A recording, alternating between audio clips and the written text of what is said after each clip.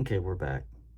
Yeah, I'm gonna have to stitch these, no pun intended. I'm gonna have to splice these two videos together because when I picked this up and started closing everything, when I jarred it, it closed the video out. Very strange. Usually doesn't happen, but sometimes it does. So, anyway, we'll get a little bit more camera shot in there. I should have went ahead and got it closer. Give it a better of a shot.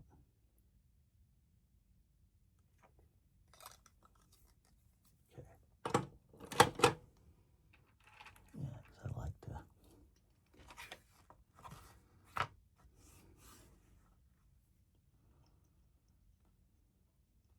Yeah, so hang on a second, see if I can do that. Okay, we're back. So, got that done. Now we're going to take this piece, and we know we're going to put it in there and put it in here.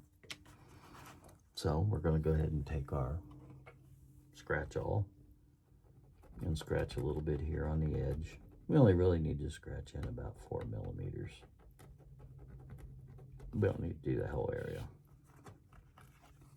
We just need to scratch enough to get some glue in there and hold that ear down. That's it. This we already had glued at one time. So we're going to apply a second set of glue, which is class going to what? That's right, make it stronger. Usually what I like to do is when I take my adhesive out of here, a lot of times you'll have a lot of the big blobby stuff. Yeah, blobby stuff. So I usually like to do this end first because I'll have the most adhesive and glue doing this part. So really what it kind of does is takes a little bit of the adhesive off.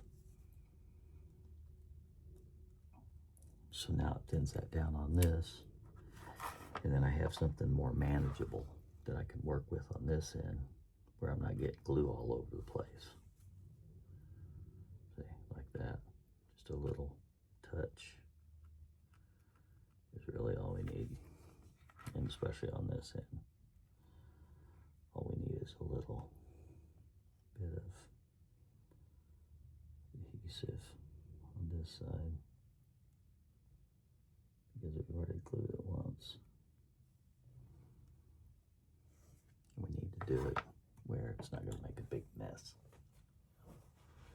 Try to keep your work area clean. Try to keep it picked up of everything. I mean, I have a lot of stuff on my desk, but I call it organized chaos.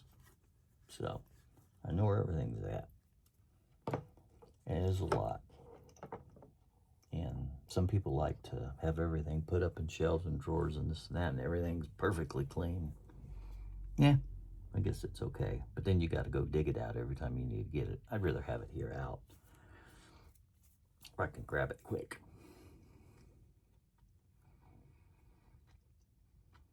I don't care about a little bit of clutter. Not too bad, just not a ton.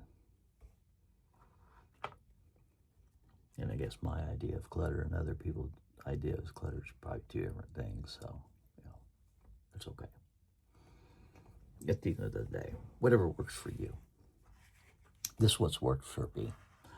And so all these techniques that I show you here on these leather, is this the exact way that every single leather maker does their stuff?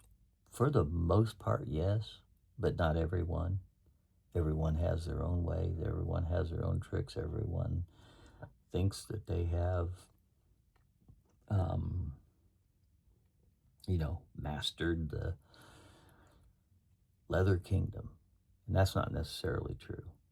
So I'm just showing you the way I do things. This is the way I do it. If you get the gist of what I'm doing and you have a different way of doing it, by all means, knock it out. However, the way I do things, a lot of times, at least in my mind, is kind of a foolproof, because if I do one step, then I know that, you know, it's not going to affect the next step or two down the line. And if you did that step down the line first and then did this step, you may have problems. So, and a lot of people may do it differently. And if they do, that's great. But they may run into trouble too. And when they do, they're tearing stuff apart. And I try to avoid that where I can. But I can tell you right, everybody's not perfect. There was only one perfect. His name was Yeshua. Yeshua, Jesus. That's who was the only perfect guy on this earth. Anyway,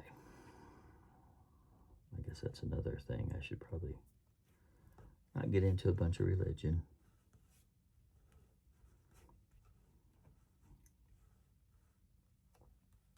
Some people, that's fighting words. Some people will kill you over it, you know what?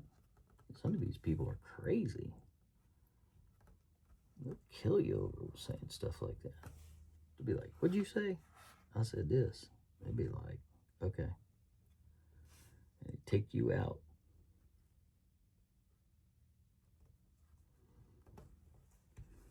They call it sleeping with the fishes. Sleeping with the fishes. That's what my uncle used to call it, sleeping with the fishes. Okay. So, we got those two things. You can see we got 2 stitch. And sometimes if you're putting stuff together and you go, oh, did I stitch this one and this one? And you can't remember if you stitched it and you already put this on, instead of tearing it apart, just flip it over. Yeah, I got 2 stitch lines. Okay, yeah, so I stitched those 2 pieces. Always keep that in mind, because I don't know how many times I've done that.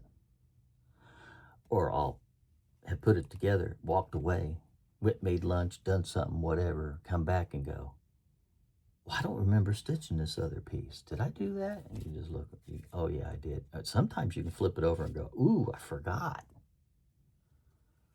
And then you have to tear this piece off nice and gently, pull it all out, and then stitch this, you know, especially if you get ahead of yourself, like if you're like trying to get everything ready and everything laid out and everything has glue on it, so you can just grab it and, you know, and get in there and stitch it and come over here and grab pieces and slap them together. And then, you know, when you do stuff like that, at some point you're going to get ahead of yourself.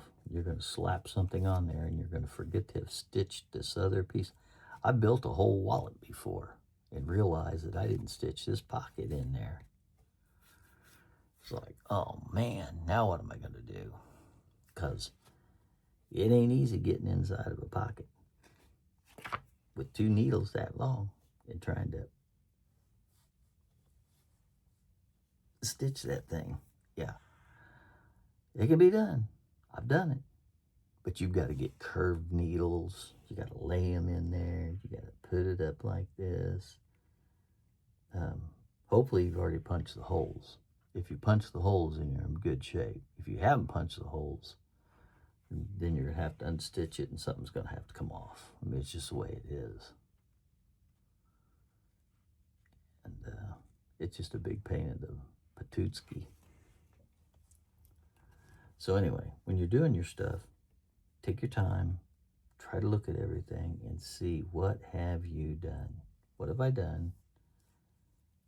Did I get it stitched? Double check it. Yep, I got 2 check lines here. I've got 2, and I just put this 3rd one on, so I'm in good shape. And then when I stitch this one, I'll have a stitch line down here on the bottom, so I'll know I'll have 1, 2, 3. 1, 2, 3. Okay. Anyway, I digress again. And so I'll push this down a little bit. See, this ear was pulling in a little bit, so what I did was I just took this and wrinkled it and pushed that out. so that it gets lined up again with this edge. Keep that lined up. See, this is a little over right here. See that? But that's okay. But it is over out here. So what we'll do is lay this down and take our knife and come in here and then go whoomp like that. It'll just cut that right off smooth, and you won't even see it. And then we'll sand it. And then when we stitch it, you won't even notice it. But it's because everything is custom made. Wallets are what they call bespoke. They're custom made. They're made to order. And not every 2 wallets that you make, no matter how hard you try, you will not ever make them identical. Same thing with anything you make. It will never be identical. Never. Because something's going to be longer or shorter, more to the left, to the right. I mean, it's just the way it's going to be. Even if you cut it with a cutter and placed it with the machine, and then so you still, something's going to be different. That's what makes handmade. So like on this one, we can turn this over, and then we can just take our little knife and we can kind of follow along here. But see, sometimes if we follow along here and we leave that piece there, and sometimes when you come up here and you're trying to come down, you can't see real good.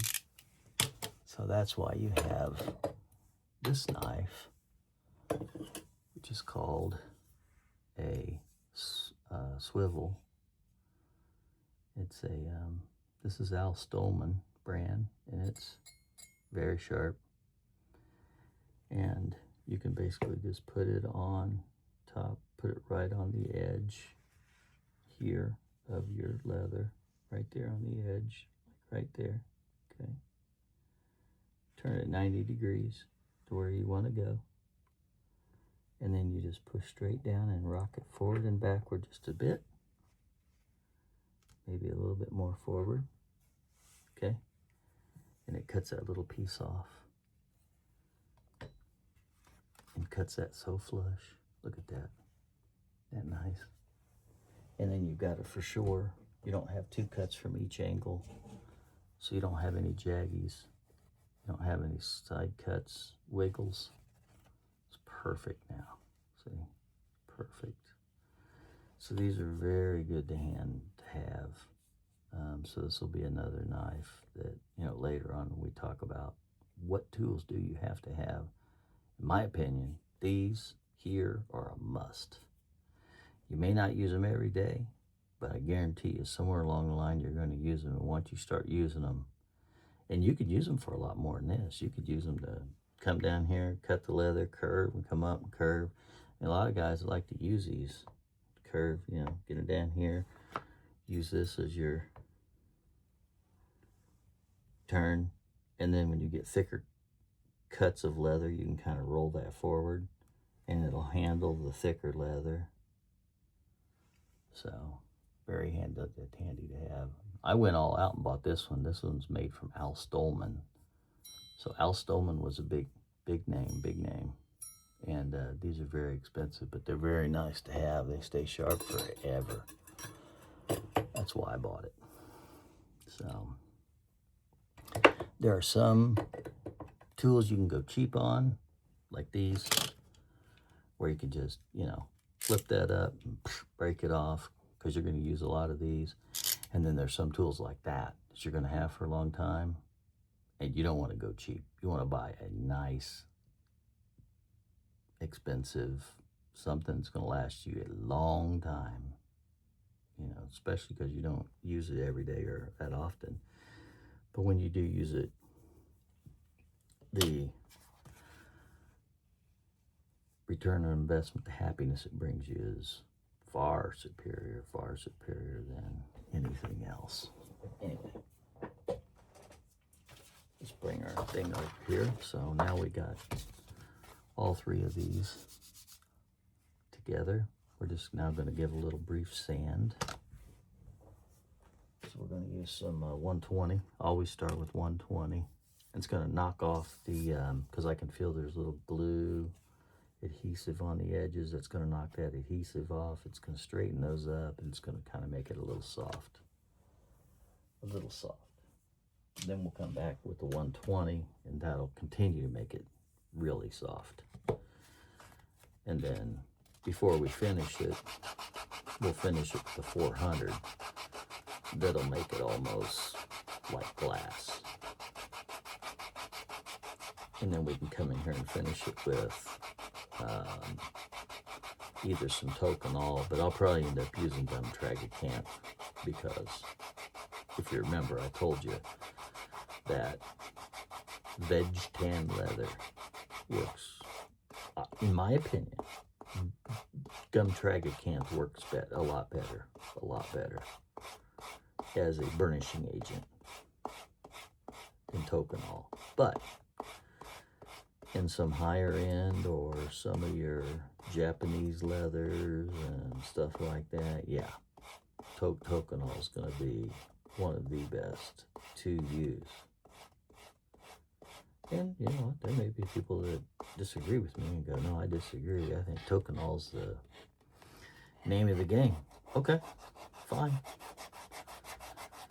You know, that's the way it goes. Whatever works for you. Okay, so that's what I'm saying. Whatever works for you. Here, when I show you how to do things, I'm going to show you how to do it my way, because my way will get you certain results, which I think I've let you see my wallets, and they look pretty daggum good, and their edges look nice, and everything like that. And so, you know, and so I'm using my techniques. And there are others that may get better results. I don't know. I've seen some guys that had better results. Not very many, but some.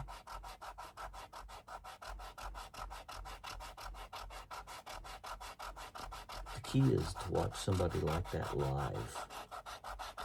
If you can watch them live and see how they do things, it gives you a whole better knowledge and a much more deeper understanding and of what they're about,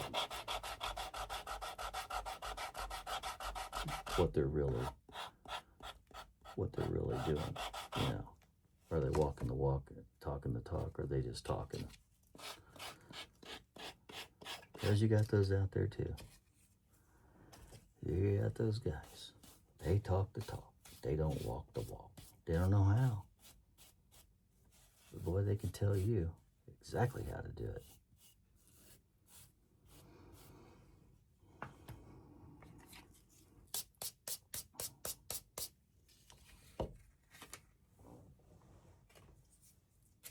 The proof is in the pudding. That's what I always say. The proof is in the pudding. You know, let's see you make something. Let's see how it turns out. Then that's the best way to judge somebody.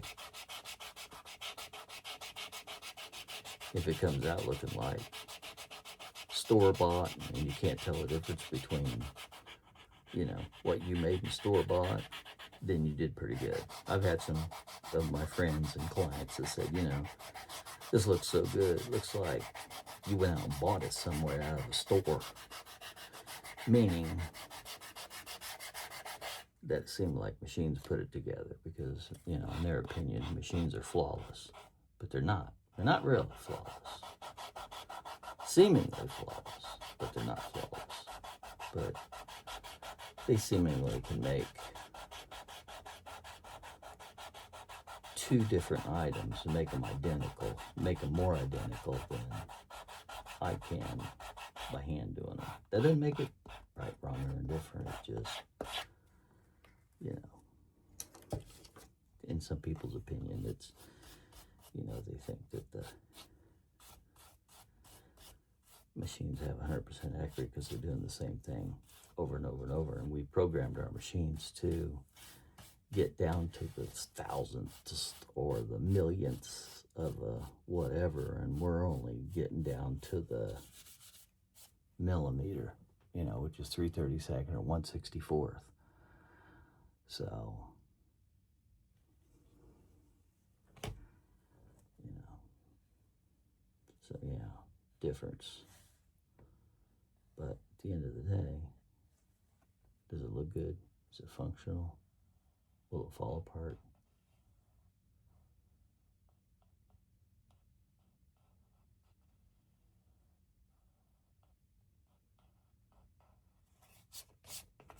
But you got to have good expectations with people too. You can't expect everybody to be exactly 100%.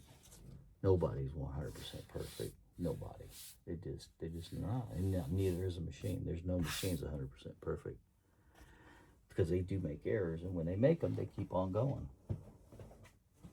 They don't stop and correct them. Where a human may catch it eventually and go, hey, I made a mistake, I need to fix this.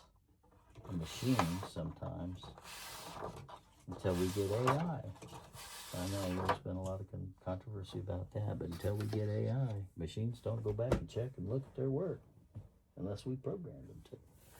Unless they're doing something high end, and then usually it's another machine checking another machine's work.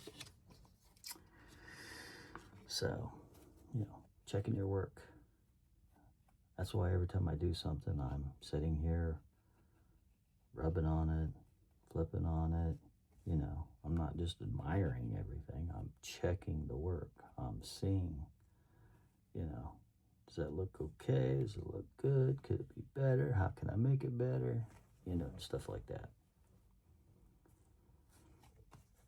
So, we're going to go ahead and sew this corner up here, because this will not get sewn until we get a back on it, right? So all we're going to sew on this is this piece right here. So we're going to come from here, basically, come around. We're going to come up to here, because this is going to be the top of our bifold. Remember we were talking about that? So we're going to do that one. Then we're going to take all three of these pieces and put them on this side. And we're going to do the same thing, stitch this. And then we're going to get from here, all in here, all ready and done and completed, like a complete done wallet, before we move on to the body. Once we move on to the body, then we will cut this other gizmo out and put him on here, because in all of the pieces then will get stitched here and all the way here and down to here, and maybe just a little bit more. Okay? So, a little bit more drawn out, but, you know, procedure's good. And that's what you have to do when you're making changes, right? So we made our changes. They're looking good. Our plan is coming together, just like we had practiced or talked about. Now we're putting it into action.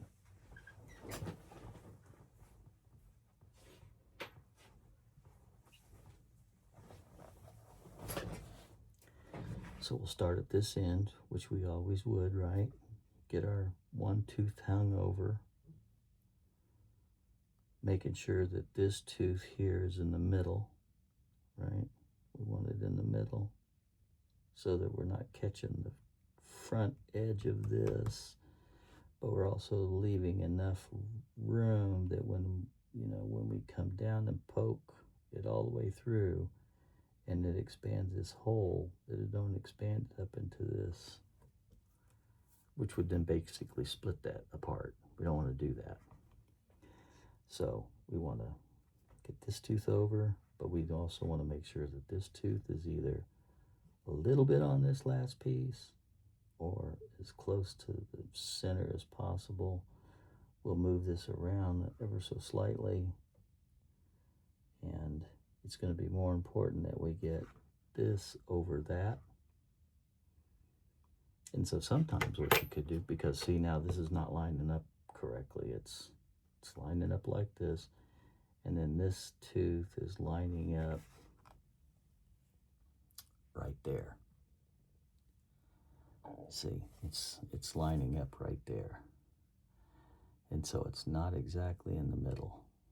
And so it's, you know, it's gonna split that a little bit, which I'd rather split it down here than split it at the top, or split this one at the top. You don't want to do that either. If you split this one from that one, you need to be right down in that crack, okay? If we keep this tooth over, we put it right there, then it's going to be like something like that. So what we'll do to compensate for that is we can go ahead and put this in here and kind of just a little hand pressure so we can just barely see that, right? Take our 2-prong, get it as close as we can, and then we'll knock that down in there, right? Get that knocked down in there good.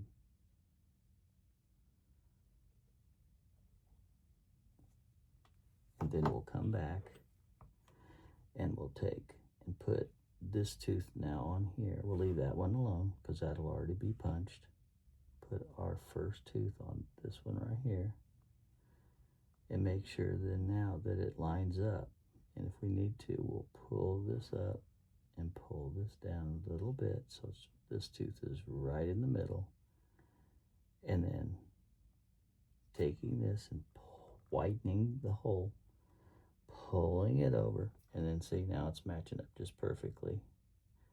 And then going ahead and punching that hole in there and see, and it puts us right on that crack, which is what we want. And then the thread will go over this, down between the crack, come back up between the crack, and come back around and loop on this piece. And when you do that, it's going to pull those two down tight together like this and down. So there's how you kind of do that. That's how you make your compensation. So I'm going to go over here and, oh yeah, and then so we'll just continue punching this, okay? Because then we're going to have this is going to be something like that. And so he's going to ride a little high on that one, unfortunately. So we could either do it like this, or we could go ahead and start here and have a short right there. But rather than having a short right there, I would just leave him right where he's at, put this guy on there, and go ahead and punch that down. So you'll be punching inside this hole and straddling it evenly. That's okay too. And then coming down.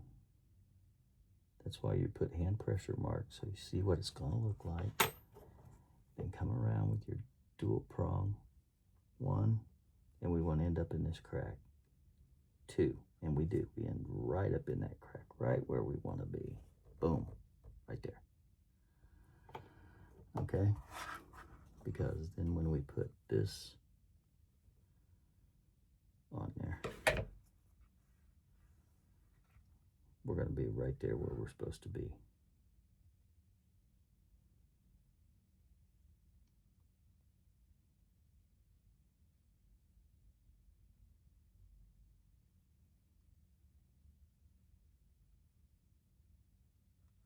Okay. Anyway, I'll be right back. Okay, we're back. So we got that all done. Got my thread. Now we're going to start right here, because when we do this edge, we're already going to have a back stitch here. So I don't want to do a double back stitch here. I mean, I don't want to have I don't want to have a back stitch here and a back stitch here. It would look crazy. It'd look like you're back stitching 4 areas, and that's not. We want to make it look like back stitch here, come all the way around, maybe a back stitch there, down, back stitch, and then all the way to the other side. It'll look a lot more non-compartmentalized. If you do it right, it'll hardly be noticeable, and it'll make for a nicer looking wallet.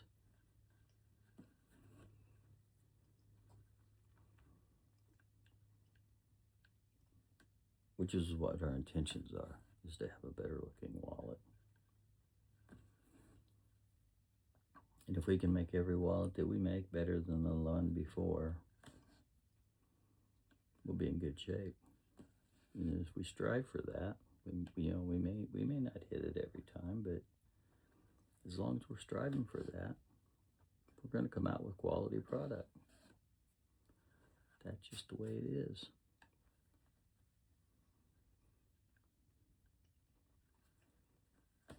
When you're doing leather, you want quality.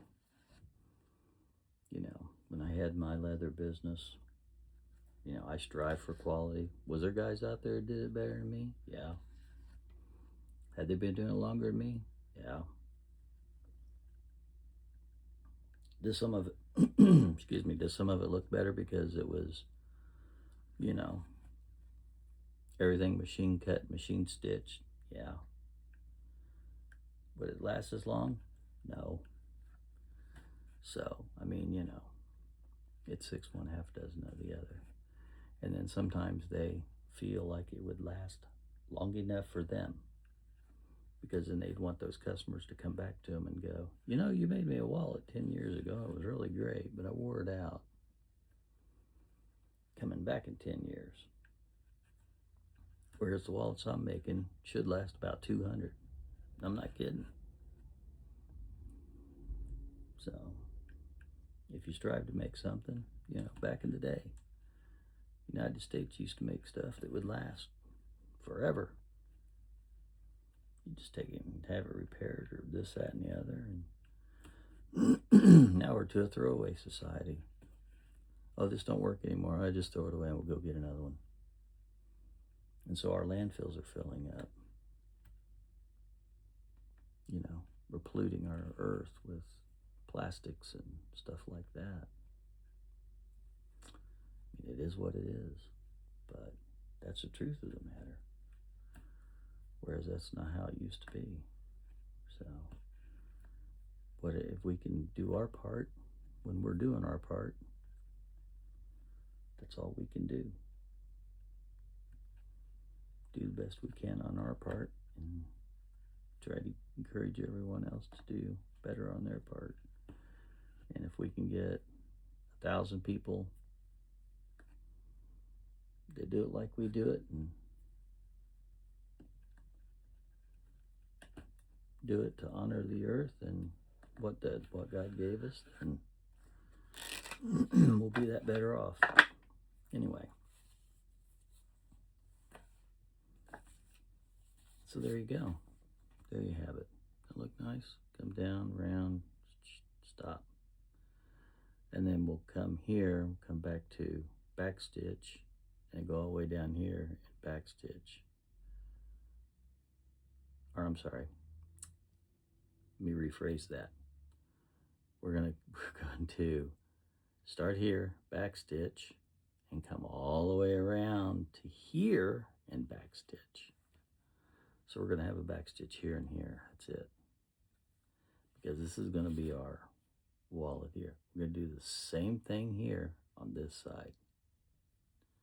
And then so when we hit this side, like this, on this side, we'll do the same thing. We'll come down around back stitch. Okay? So it makes it, you know, keeps it even looking, makes it nice, and you'll see how it looks. So now we'll just go clip this off, and now we're going to do, we could go ahead and sand this, and we could go ahead and get this all the way done, and then go ahead and start this side. Or we can kind of do a little bit of start this side, okay? While it's glue, while it's drying or whatever, sand this down, whatever we need to do, and then just kind of keep making progress. And then by the time this is all done, like ready to go, then this will all be done. And then all we'll have to do is finish this like we did this end, and we'll be finished up. So that's what I intend to do. So let's go back and get this thing cut, burn. Let's go ahead and get it sanded. And let's go ahead and look and see what it's going to take to get this piece started here. Maybe go ahead and get the glue ready and get it setting out, letting it dry out. So by the time we get some of this done, we'll be ready to go. Okay, so stand by. Okay, we're back at the desk now. Go ahead and get this clipped out of here.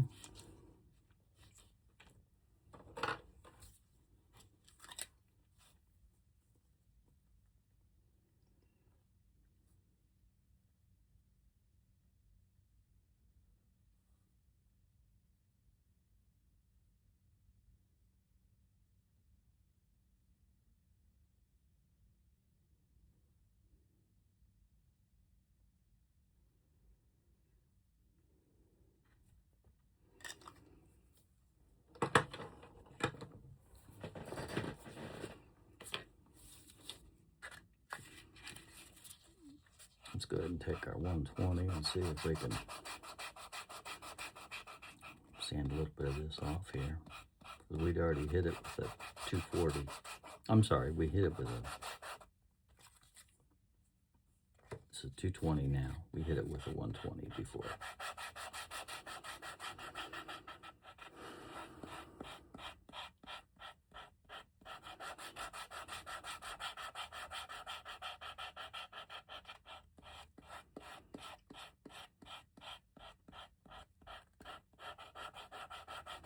You got to figure the smaller the number, the less coarse, the more fine it is. The smoother it is, softer it is. Think of it that way.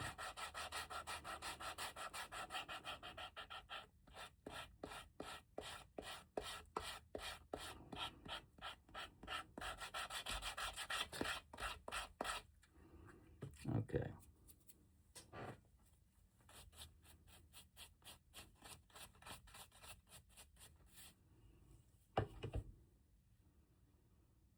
So,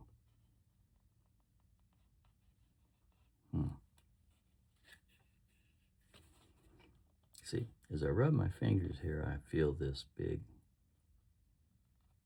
thing sticking up here. It's a big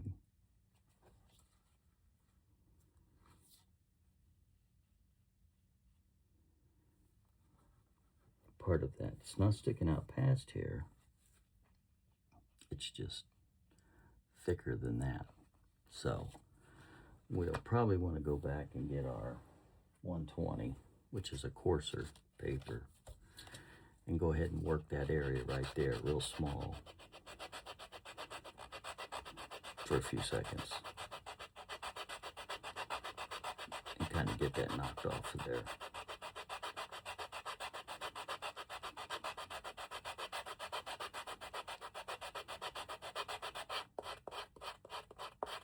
One direction.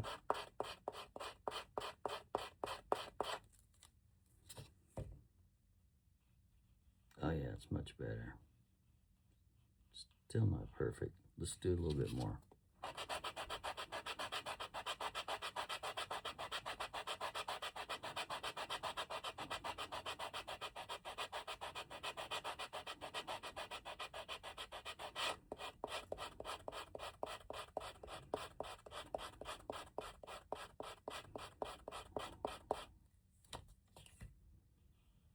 Oh yeah, it's much better now. Okay. Now, what we'll do is, since we've got a little bit of mushrooming on this, okay, we're going to go ahead and take that mushrooming off. Let me get rid of this.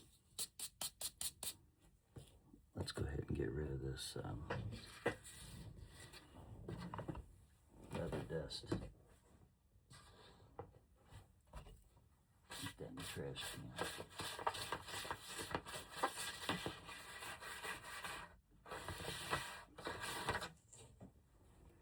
Put that in the trash can.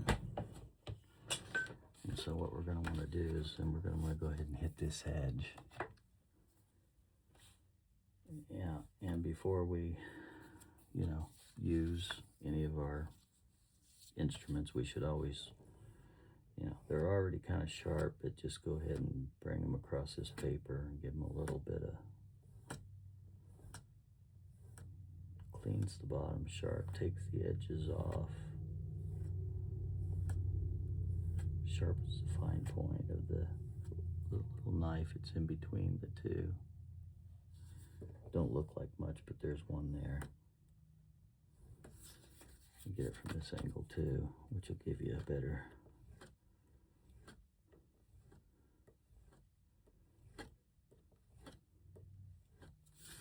Okay, now we should be able to go through this like hot butter. And we did. Come right around. We get our pieces. And so I took that mushrooming off, put this into a 45. Okay, now we can feel a little bit more of this. We'll want to go ahead and do the back side.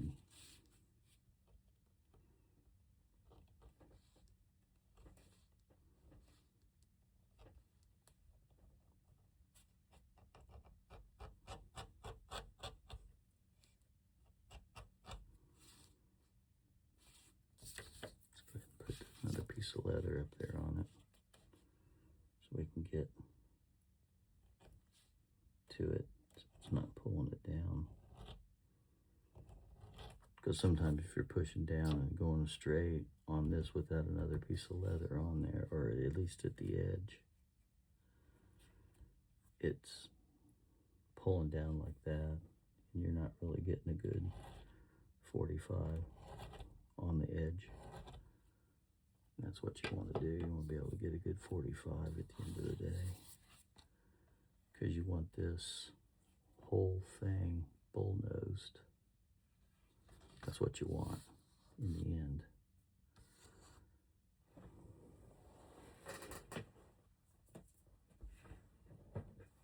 Because then we'll take our 400, which is a very fine paper, and then we'll go this side, in the middle, and on the front, a 45. Side, 45, 45.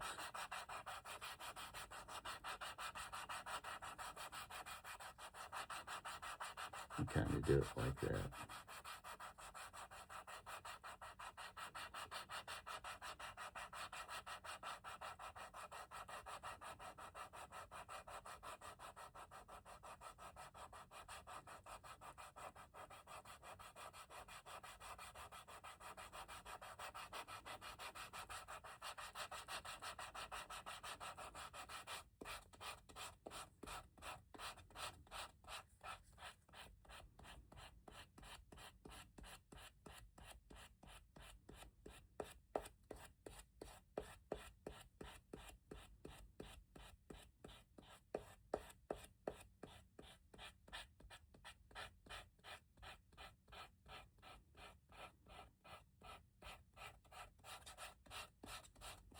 One direction.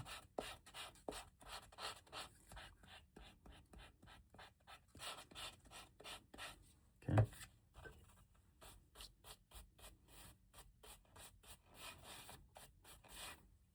Let's go ahead and get this.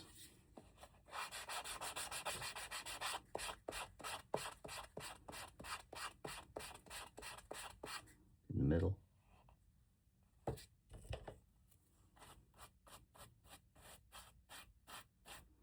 And so that's ready to go. And then so what I'm going to do is wait. I've got this ready to go. So I could go ahead and put, the gum trag on here. And I think I'm going to color it in. so it matches the color. Which I could go ahead and do that now, but it's like, why do that? Because we're going to have to do this side, do the same thing, and we're going to have to paint this whole thing.